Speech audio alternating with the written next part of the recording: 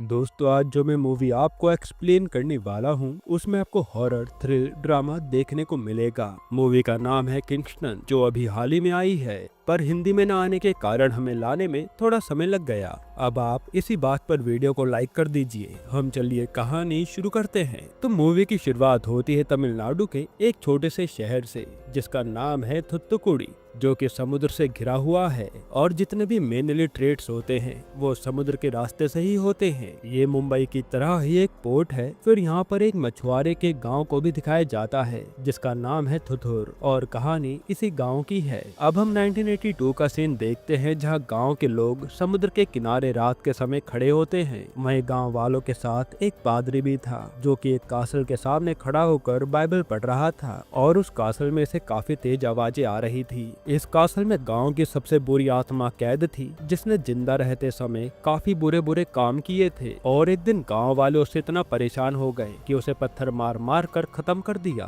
तब मरने के बाद वो आदमी अभी भी नहीं रुका और उसकी आत्मा ने पूरे गांव को शापित कर दिया। आए दिन गांव में रहस्यमय तरीके से मौतें होने लगी, इसलिए यहाँ पर पादरी को बुलाया था, जो कि इस बुरी आत्मा से गाँव वालों की जान बचा सके। अब पादरी का कहना था कि तुम्हारे गाँव में जो भी मौतें हो रही है वो इसी बुरी आत्मा के कारण हो रही हैं, और इससे छुटकारा पाने के लिए हमें इसे सी ब्रायल देना पड़ेगा। सी ब्रायल मतलब जल समाधि। वैसे ये गांव वालों के लिए कोई नई बात नहीं थी, ये गांव का पुराना कल्चर था, लेकिन सी ब्रायल सिर्फ गांव के रिस्पेक्टेड लोगों को दिया जाता था, जिन्होंने लाइफ में सिर्फ अच्छे काम किए हैं, और यह गाँव की प्रथा है। लेकिन अब मजबूरी में इन्हें इस श्रापित आत्मा से छुटकारा पाने के लिए इसे भी सी ब्रायल देना पड़ेगा। ऐसा करने से गाँव वालों के ऊपर से तो श्राप हट जाएगा, लेकिन फिर वो श्राप समुद्र में फैल जाएगा, और इस कासल के आसपास जितनी भी मछलियां वगैरह आएंगी वो भी खत्म हो जाएंगी, जिससे ये गांव वाले भी फिशिंग करने के लिए समुद्र में नहीं जा सकते, और अगर ये गए तो वो बुरी आत्मा इन्हें छोड़ेगी नहीं। हालांकि इन गांव वालों की रोजी रोटी तो फिशिंग करके ही चलती थी, पर हालात को देखकर ये उन सब शर्तों को मान जाते हैं। फिर पादरी के कहने पर गाँव वाले सोने को पिघलाकर उस कासल के ऊपर सोने की सील लगाते हैं, लेकिन तभी अचानक से मौसम खराब हो जाता है और बिजली गांव पर गिरने के कारण गांव में आग लग जाती है, और गांव के कुछ लोग आग बुझाने लगते हैं। वहीं पादरी इस रिचुअल को पूरा करते हुए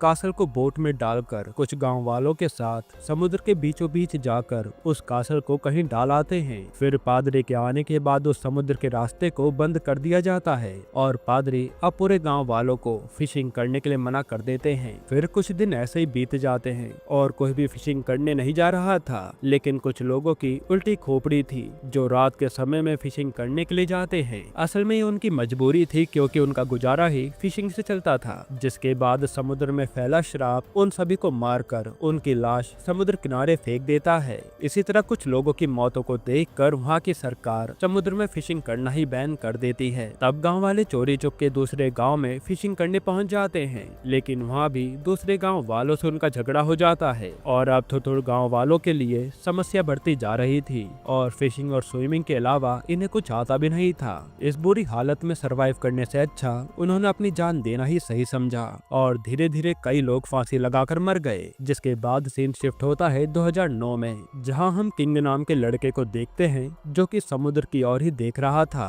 और इसके पापा की मौत भी समुद्र में फैले श्राप की वजह से हुई थी। वो भी सब कुछ जानने के बाद भी फिशिंग करने गए थे। वहीं किंग को यह भी बात पता होती है कि यहाँ समुद्र श्रापित है और किसी को भी इसमें जाने की परमिशन नहीं है, लेकिन इन सब चीजों को वो नहीं मानता और हमेशा समुद्र में जाकर उस रहस्य का पता लगाने की जिद करता रहता है। लेकिन उसके दादा उसे ये सब चीज करने से मना करते हैं, लेकिन किंग उनकी बात नहीं सुनता और उनसे बहस करने लगता है कि पूरा थुत्तुकुड़ी फिशिंग करता है, तो यहाँ हमारे गाँव में रोक क्यों लगाई गई है। तब उसके दादा बताते हैं कि समुद्र में जो बुरी आत्मा है उसकी दुश्मनी सिर्फ हमारे गाँव से है, और वो उसे पूरी कहानी सुनाते हैं। लेकिन किंग को अभी भी इस कहानी पर यकीन नहीं होता। तब यहाँ पर एक थॉमस नाम का आदमी आता है, जिसकी गांव वाले काफी रिस्पेक्ट करते थे, क्योंकि जब गांव वाले भुखमरी से जूझ रहे थे तब थॉमस ने आकर गांव वालों को बचाया था। लेकिन ये सब उसने तरस खाकर नहीं करा था, इसके पीछे उसका एक मास्टर प्लान था। दरअसल थॉमस एक गैंगस्टर है जो गाँव में फैली भुखमरी के चलते गाँव वालों से स्मगलिंग का काम कराकर उन्हें कुछ पैसे दे देता है। खैर फिर थॉमस किंग से कहता है कि तुम अपने पापा वाली गलती मत करना, तुम मेरे साथ काम करो करो, खूब पैसा कमाओ और अपनी लाइफ अच्छे से जियो। तब थॉमस उसे एडवांस में पैसे देकर कहता है कि जब बड़े हो जाओगे तो मेरे साथ काम करने आ जाना। वहीं किंग के हाथ में पैसे आते ही वो तो कुछ और ही सोचने लगा था। उसका सोचना था कि वो जल्द से जल्द काफी सारे पैसे कमाकर एक बोट खरीदेगा और फिर समुद्र के बीचों बीच जाकर गांव वालों को साबित कर देगा कि ये समुद्र श्रापित नहीं है और वो वहाँ से फिशिंग करके जरूर आएगा। जिसके बाद कहानी शिफ्ट होती है प्रेजेंट टाइम 2025 में, जहाँ हम देख पाते कि थॉमस अब काफी बड़ा गैंगस्टर बन गया है और पूरे थुत्तुकुड़ी में उससे पूछे बिना कोई भी फिशिंग नहीं करता। वही थुतुर गाँव में उसे लोग फरिश्ते की तरह समझते हैं। यहाँ गाँव में जब भी किसी की मौत होती तो वो अपने आदमियों के जरिए उस परिवार के लिए पैसे भिजवा देता था। फिर हम किंग को देखते हैं जो कि काफी बड़ा हो गया था और वो थॉमस के लिए काम करता है। जो पैसे थॉमस को भिजवाने होते थे वो किंग के जरिए ही भिजवाता है। इधर किंग के दोस्त उसका इंतजार कर रहे होते हैं। वहीं किंग उन पैसों से जुआ खेलने लगता है और किंग की हमें यहाँ एक और बात पता चलती है कि उसे जुए में कोई हरा नहीं सकता। फिर यहाँ पर वो जुआ जीतने के बाद वो पैसे लेकर परिवार वालों को दे देता है और जीते हुए पैसे में से कुछ पैसे अपने पास भी रख लेता है। वहीं हम रोज को भी देखते हैं जो कि किंग की गर्लफ्रेंड है और वो किंग की सारी हरकतों के बारे में जानती है। उसी टाइम रोज किंग को अपनी जेब में कुछ पैसे डालते हुए देख लेती है और उस पर भड़कने लगती है कि तुम कभी नहीं सुधरने वाले। मगर किंग उसकी बातों पर ध्यान नहीं देता क्योंकि उसे तो जल्द से जल्द एक नई बोट खरीद कर समुद्र के रहस्य का पर्दाफाश करना है। फिर रात को किंग के दादा को एक सपना आता है जिसमें किंग बोट लेकर समुद्र के बीचों बीच चला गया था, जहाँ पर काफी सारी बुरी आत्माओं ने उसे घेर लिया था। इतने में उसके दादाजी की आंख खुल जाती है और ये सपना उनको अक्सर आया करता था। वो बस यही विनती करते हैं कि आगे भविष्य में ऐसा कुछ भी ना हो। जिसके बाद हम किंग को देखते हैं जो रात को अपने दोस्तों के साथ दारू पी रहा होता है। तब किंग के दादा उसके लिए खाना लेकर आते हैं और किंग उनसे नशे में कहता है कि एक दिन मैं जरूर एक नाव लेकर समुद्र में जाकर रहस्य का पता लगाऊंगा। जिस पर उसके दादा कहते हैं कि मेरे जीते जी ऐसा कुछ नहीं होगा। फिर दादा चले जाते हैं और वहाँ पर एक बेंजामिन नाम का लड़का आता है जो कहता है कि मेरे घर की हालत काफी ज्यादा खराब है, इसलिए मुझे तुम्हारे साथ काम करना है। और बेंजामिन रॉबर्ट का बेटा था जो कि पहले थॉमस का कभी बिजनेस पार्टनर हुआ करता था, लेकिन वो उसके साथ फ्रॉड करके भाग गया था। तब किंग के दोस्त मना कर रहे होते हैं कि हम एक गद्दार के बेटे को अपने साथ नहीं रखेंगे, लेकिन किंग उस पर तरस खाकर कहता है कि मैं अन्ना से बात करके देखूंगा। फिर हम एक लड़के को देखते जो समुद्र के किनारे बैठकर अपनी बहन को याद कर रहा होता है। तभी उसे अपनी बहन समुद्र के किनारे पड़ी हुई दिखती है और वो भागता हुआ उसके पास जाता है। तभी उसकी बहन उसका पैर पकड़ लेती है और जैसे ही वो अपनी शक्ल घुमाती है तो उसे देखकर लड़का डर जाता है क्योंकि वो ज़ॉम्बी की तरह दिख रही थी। तभी किंग के दोस्त गॉडसे की आंख खुल जाती है और ये सिर्फ एक सपना था। असल में गॉडसे की बहन बचपन में ही गायब हो गई थी जिसकी लाश समुद्र किनारे मिली थी। यहाँ समुद्र श्रापित होने के अलावा यहाँ पर एक और मामला भी था। दरअसल हर महीने यहाँ पर एक लड़की गायब हो जाती थी जिसकी लाश अगले दिन समुद्र के किनारे मिलती थी। अब इसका कुछ भी पता नहीं चला था कि ये कौन सा श्राप था। खैर फिर अगले दिन बेंजामिन गॉडसे के घर आता है और आज वो उसे थॉमस से मिलवाने के लिए ले जाने वाला था। जहाँ थॉमस के पास पहुंचकर थॉमस कहता है कि इसकी क्या गारंटी है कि ये मुझे अपने बाप की तरह धोखा नहीं देगा। तब किंग कहता है कि इसकी गारंटी मैं लेता हूँ, जिस पर थॉमस किंग के कहने पर बेंजामिन को काम पर रख लेता है। इसके बाद किंग बेंजामिन को काम सिखाने के लिए अपने साथ ले जाता है और हम पहली बार देख पाते कि थॉमस किंग से क्या काम करवाता है। दरअसल ये लोग सी कुकुम्बर की स्मगलिंग करते थे जो समुद्र में इकोसिस्टम मेंटेन करने के लिए जाना जाता है। इसकी फिशिंग करना सरकार ने 2001 में ही बैन कर दिया था। इसके बावजूद भी चोरी चुपके इसकी स्मगलिंग होती रहती है क्योंकि बाहर विदेशों में इसकी काफी डिमांड है। अब श्रीलंका में ये इलीगल बेचा जाता है तो इंडिया वाले इसे इलीगल तरीके से श्रीलंका पहुंचाते हैं, जिसके बाद श्रीलंका वाले लीगल तरीके से इसे बाहर एक्सपोर्ट करते हैं। खैर फिर एक दिन रात को किंग और बेंजामिन फिश को सप्लाई करने श्रीलंका बॉर्डर पर जा रहे होते हैं और यहाँ बेंजामिन को काफी स्मार्टली वर्क करते हुए देखते हैं। उसे काम करते करते काफी एक्सपीरियंस भी हो गया था और जब वो बॉक्स देखता है तो उसे उसमें कुछ गड़बड़ लगती है। वो कहता है कि सी कुकुम्बर का वेट इतना ज्यादा नहीं होता, बॉक्स में कुछ और भी है और वो उसे खोलकर चेक करने के लिए कहता है। लेकिन किंग थॉमस के लिए लॉयल था और वो बेंजामिन को चाटा मारकर कहता है कि तू अन्ना पढ़ सक करेगा, चुपचाप अपना काम कर। तभी श्रीलंका वाली बोट भी आ जाती है। फिर ये आपस में हेरा फेरी करने लगते हैं, लेकिन उतनी देर में वहाँ पर पुलिस भी आ जाती है और पुलिस को देखकर वहाँ ये लोग भागने लगते हैं। तभी पुलिस इन पर गोलियां चलाती है जिससे बचने के लिए सब अपनी अपनी कॉकपिट में चले जाते हैं। लेकिन उधर बेंजामिन गोलियां चलते हुए देखकर काफी ज्यादा पैनिक हो गया था और वो पानी में कूद जाता है। तब किंग उसे देखकर बेंजामिन को बचाने के लिए पानी में कूदता है, लेकिन एक गोली बेंजामिन को लग जाती है, जिसके बाद किंग उसे किसी तरह समुद्र किनारे लेकर आता है और यह बेंजामिन की मौत हो गई थी। तब किंग और उसके साथियों को यह देखकर काफी ज्यादा दुख होता है और किंग के दिमाग में बस एक ही बात चल रही थी कि मछलियों की स्मगलिंग के लिए पुलिस हम पर गोलियां क्यों चलाएगी, कहीं बेंजामिन का शक सही तो नहीं था। तब वो उस बॉक्स को खोलकर देखता है और बेंजामिन का शक सही था। थॉमस इनसे फिश के साथ ड्रग्स की स्मगलिंग भी करवाया करता था। किंग को ये बात पता चलते ही वो सीधा थॉमस के पास आता है और उससे दुश्मनी मोल ले लेता है। वो कहता कि मैं तेरी सच्चाई सबको बताकर रहूंगा, जिस पर थॉमस कहता है कि जा चला जा, तेरी बातों पर कोई भी विश्वास नहीं करेगा। खैर अगले दिन बेंजामिन का अंतिम संस्कार किया जा रहा होता है। तब थॉमस अपने आदमियों से वहाँ पैसे भिजवाता है, लेकिन किंग उन्हें पैसे देने नहीं देता और झगड़ा कर कर वहाँ से भगा देता है। फिर रात को किंग समुद्र में जाने के बारे में सोच रहा था, तभी उसे उसके दादा की कहानी याद आती है, जिसके बाद कहानी पास्ट में जाती है 1982 में, जिसमें हमें पता चलेगा कि वो श्रापित आत्मा किसकी थी, जिसे कासल में बंद कर कर समुद्र में फेंका गया था। सबसे पहले हमें यहाँ पता चलता है कि जो किंग के दादा मार्टिन है वो उसके असली दादा नहीं है। किंग के असली दादा का नाम तो सोलोमन है। मार्टिन तो एक अनाथ लड़का था जिसे सोलोमन ने गोद लिया था और सोलोमन उस टाइम पे गांव का मुखिया था। उस टाइम पर सी कुकुम्बर की फिशिंग पर बैन नहीं था, इसलिए ज्यादा पैसा कमाने के चक्कर में गांव वाले उसकी फिशिंग करने लगे थे। लेकिन कुछ टाइम बाद गांव के लोगों की रहस्यमय तरीके से मौत होने लगी। तब सोलोमन गांव वालों से कहता है कि मैं इस समस्या का निवारण जल्दी करूंगा। फिर सोलोमन रात को अपने दोस्त बॉस के पास आता है और उसे सारी बात बताता है कि गांव के लोगों ने सी कुकुम्बर की फिशिंग चालू कर दी है, जो कि उन्हें समुद्र में काफी नीचे मिलते हैं और इसके लिए उन्हें काफी अच्छी स्विमिंग आनी चाहिए, पर अपनी सांस अच्छे से न रोक पाने के कारण उन लोगों की जान जा रही है।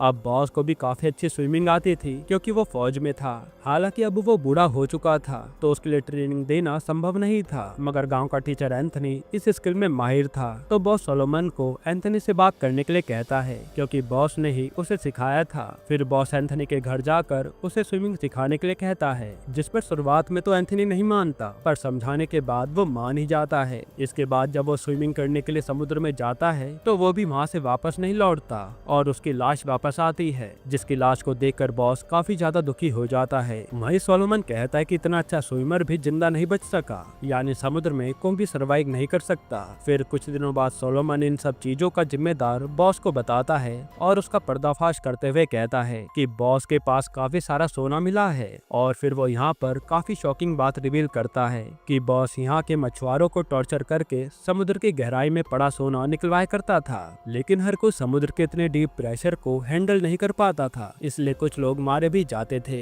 और अपने लालच को पूरा करने के लिए बॉस सबकी लाइफ को खतरे में डालकर उनसे काम करवा रहा था। जब एंथनी को बॉस की सच्चाई पता चली तो बॉस ने उसे भी मार दिया, इसलिए अब वो खुद बॉस को मारते हुए गाँव वालों के सामने लेकर आया है इंसाफ करने के लिए। तब ये सुनते गाँव वाले बॉस को पत्थर मार मार के खत्म कर देते हैं, लेकिन मरने के बाद भी बॉस का लालच खत्म नहीं हुआ था। उसकी आत्मा अभी भी जिंदा थी और वो वापस अपना बदला लेने आ गई थी, इसलिए उसके लालच और गुस्से से बचने के लिए उसके कासल पर उसी के सोने को पिघला कर सील लगाई गई थी। और उसके बाद जो भी हुआ वो तो आपको पता ही है। फिर कहानी दोबारा से प्रेजेंट में आती है, जहाँ हम रोज को देखते हैं वो रात को अपने घर में अकेली होती है, तभी उसे आकर कोई उठा ले जाता है। जिसके बाद हम किंग को देखते हैं जो समुद्र के किनारे खड़ा होकर कुछ सोच रहा था। तभी वो देखता है कि कुछ लोग किसी को नाव में डालकर समुद्र में ले जा रहे हैं। तब किंग अपने दोस्तों के साथ जाकर उन्हें रोकता है और वो देखता है कि इसमें तो रोज है जिसे किडनैप करके थॉमस के आदमी ले जा रहे थे। तब ये लोग थॉमस के आदमी से पूछते हैं कि तुम ये क्या कर रहे थे,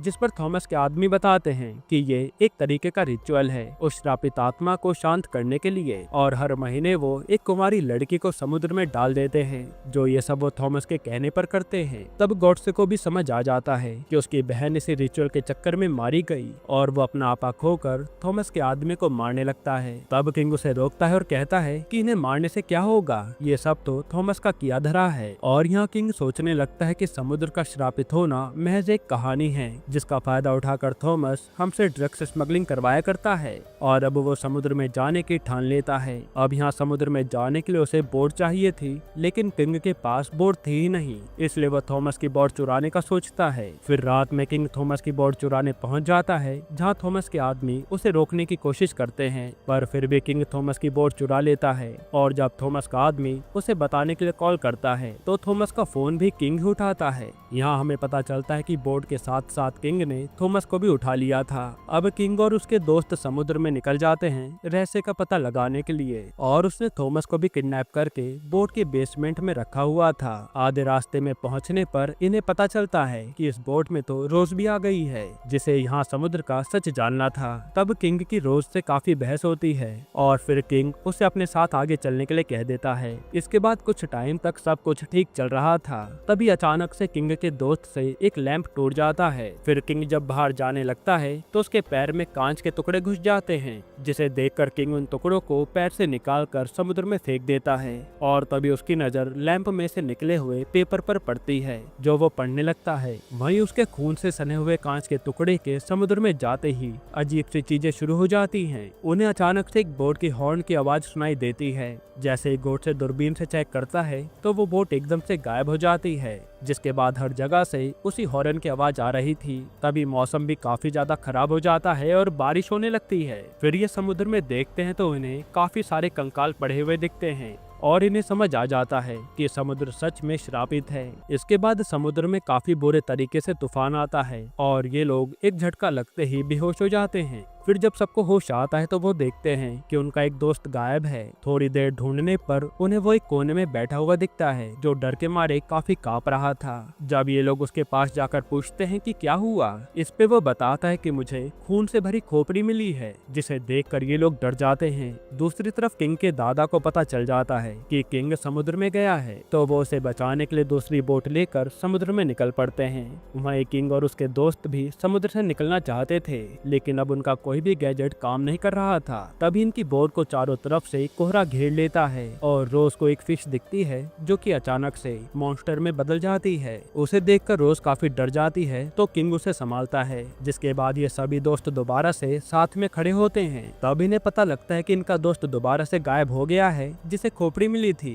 दरअसल वो डर के मारे बेसमेंट में चला गया था जिस रूम में थॉमस को बंद किया था। तब किंग उसे ढूंढने के लिए बेसमेंट में जाता है और जैसे उसके दोस्त को पता लगता है कि किंग उसे ढूंढ रहा है तो वो दरवाजा पीटने लगता है, लेकिन बाहर तो उल्टा हो रहा था। किंग के सामने 3-4 रूम थे जिनमें से एक साथ नॉकिंग की साउंड आ रही थी। तब किंग रैंडमली एक दरवाजा खोलता है और वहाँ उसका दोस्त नहीं बल्कि एक ज़ॉम्बी की तरह दिखने वाला मॉन्स्टर था, जिसे देखकर किंग काफी ज्यादा डर जाता है, लेकिन वो देखते अचानक से गायब हो जाता है। तभी किंग के पीछे वाले रूम में से आवाज आती है और जैसे किंग रूम खोलता है तो उसे उसका दोस्त मिल जाता है जो कि काफी ज्यादा डरा हुआ था। इसके बाद किंग अपने दोस्त को ऊपर लेकर आता है और ये लोग आगे बढ़ने लगते हैं। तभी किंग और उसके दोस्तों को कुछ आवाजें आती हैं जैसे बोट पर आकर कोई कूदा हो। बाहर जाकर जब ये चेक करते हैं तो किंग के दादा बोट पर पड़े हुए थे। दरअसल किंग के दादा शराब के कारण मारे गए थे। दूसरी तरफ समुद्र के किनारे लोगों को किंग के दादा की लाश मिलती है और ये जो है उसके दादा का श्रापित वाला वर्जन है। इधर पानी में से एक दैत्य निकलता है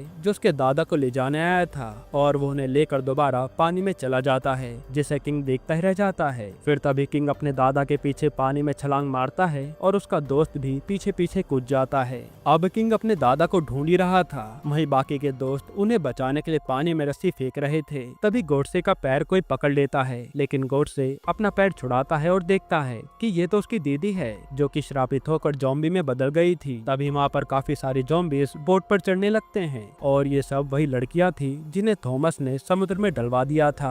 यहाँ ये सब इतनी खतरनाक दिख रही थी कि डर के मारे कोई कुछ भी नहीं कर पाता और ज़ॉम्बी सबको पकड़ लेते हैं, लेकिन यहाँ रोज हार नहीं मानती और ज़ॉम्बी से लड़ने लगती है और फिर वो उन्हें मार मार कर अपने दोस्तों को भी छुड़ा लेती है। जिसके बाद ये सब कॉकपिट में जाकर बंद हो जाते हैं। तब गोडसे को अपनी दीदी बाहर दिखती है, जिसे देखकर वो इमोशनल होने लगता है। तब गोडसे का दोस्त उसे चाटा मारकर होश में लाता है और कहता है कि ये तेरी दीदी नहीं बल्कि एक ज़ॉम्बी है। तभी वो ज़ॉम्बीज कॉकपिट के खिड़की का कांच तोड़ देते हैं और अंदर घुसने की कोशिश करने लगते हैं। वहीं दूसरी तरफ किंग और उसका दोस्त अब बोट पर आ गए थे। तब ज़ॉम्बी का ध्यान उन पर चला जाता है और सभी लोग उन पर अटैक करने वाले होते हैं। जिसके बाद यहाँ किंग की ज़ॉम्बी से लड़ाई होती है, लेकिन उसका दोस्त ज़ॉम्बी से फाइट नहीं कर पा रहा था। तभी थॉमस का एक आदमी अपने आप को छुड़ा लेता है और बाहर निकल जाता है। हालांकि उसे क्या पता था कि बाहर तो ये दैत्य भटक रहे हैं और जैसे वो बाहर आता है तो सारे ही ज़ॉम्बीज उसे देखकर उसके पीछे पड़ जाते हैं, जिनसे डर के मारे वो समुद्र में कूद जाता है और पीछे पीछे ज़ॉम्बीज भी पानी में कूद जाते हैं। अब ऐसे शायद इसलिए हुआ था क्योंकि वो थॉमस का आदमी था जिससे उनकी पर्सनल दुश्मनी थी। फिर किंग को याद आता है कि उसके दादा मरने से पहले कुछ इशारा कर रहे थे। तब किंग लैम्प से निकले पेपर को पढ़ने लगता है, जिसे पढ़कर उसे पता चलता है कि असली कातिल बॉस नहीं बल्कि उसके असली दादा सोलोमन थे, जो कि मछुआरों की लाइफ को खतरे में डालकर समुद्र से सोना निकलवाया करते थे, जिसकी सच्चाई बॉस को पता चल गई थी और उसने सोने के साथ उसे पकड़ लिया था। लेकिन तभी सोलोमन के साथ काम करने वाले लड़कों ने पीछे से बॉस पर अटैक कर दिया और उसे मार मार कर अधमरा कर दिया था, जिसके बाद सोलोमन ने अपना सारा इल्जाम बॉस पर डाल दिया और गांव वालों ने मार मार कर बॉस का ये हाल कर दिया था। हालांकि ये पूरी सच्चाई सिर्फ किंग के दादाजी जानते थे, लेकिन वो डर के मारे किसी को कभी कुछ बता ना पाए और उन्होंने ये सब एक कागज पर लिखकर इस लैंप में डाल दिया था। अब किंग को यहाँ पर सब समझ आ जाता है कि बॉस एक प्योर सोल था, लेकिन उसके साथ नाइंसाफी हुई है, जिसके बाद वह एक बैड सोल बन गया और पूरे गांव को श्रापित कर दिया। अगर उन्हें समुद्र को श्राप से मुक्त करना है तो उसके कासल का कुछ करना पड़ेगा, लेकिन उन्हें समझ नहीं आता कि वो क्या करे, क्योंकि अगर वो समुद्र से उसे निकाल कर कहीं और गाड़ेंगे तो वह जगह श्रापित हो जाएगी। इसी दौरान बोर्ड के गैजेट्स दोबारा से काम करने लगते हैं। तभी किंग को आइडिया आता है और वो कहता है कि उस कासल को वो दोबारा से निकाल कर पास वाले एक सुनसान आइलैंड में जाकर गाड़ देंगे। जिसके बाद ये सब लोग कासल के पास जाने लगते हैं और थॉमस और उसके आदमी को भी इन्होंने बाहर ले जाकर बांध दिया था। लेकिन तभी इनकी बोट रुक जाती है और चेक करने पर पता चलता है कि इनकी बोट के फैन में जाल फंस गया है। तब किंग थॉमस के आदमी को वो जाल हटाने के लिए भेजता है और जब वो आदमी जाल हटाता है तभी पीछे से ज़ॉम्बी आकर उसे पकड़ लेता है। वहीं कासल ज्यादा दूर नहीं था तो किंग एक बड़ा रिस्क लेकर पानी में कूद जाता है कासल को लाने के लिए। फिर समुद्र की गहराई में पहुंचने के बाद किंग को काफी सारे कासल दिखते हैं और इन सभी को सी ब्रायल दिया गया था, लेकिन बॉस के कासल पर तो गोल्ड की सील लगी हुई थी, जिसे देखकर किंग तुरंत पहचान जाता है। दूसरी तरफ बोट पर एक ज़ॉम्बी चढ़ गया था जो कि गॉडसे के पीछे था, मगर गॉडसे को पता नहीं लग पा रहा था। वो तो किंग की ऑक्सीजन पाइप को किंग तक पहुंचाने में लगा हुआ था। तभी ज़ॉम्बी उसे उठाकर फेंक देता है और वो दूसरों पर भी हमला करने लगता है। वहीं किंग का ऑक्सीजन खत्म हो जाता है और उसे सांस लेने में दिक्कत हो रही थी। तब वो पानी से बाहर निकल आता है और बाहर आते थॉमस किंग का गला पकड़ लेता है, जिसने अपने आप को छुड़ा लिया था। यहाँ थॉमस भी एक काफी हैरान कर देने वाली बात बताता है कि सोलोमन के लिए मैं ही काम करता था, बॉस को मारने वाला भी मैं ही था, और जब मैंने सोलोमन से सोने का 10% मांगा तो उसने मुझे मना कर दिया था।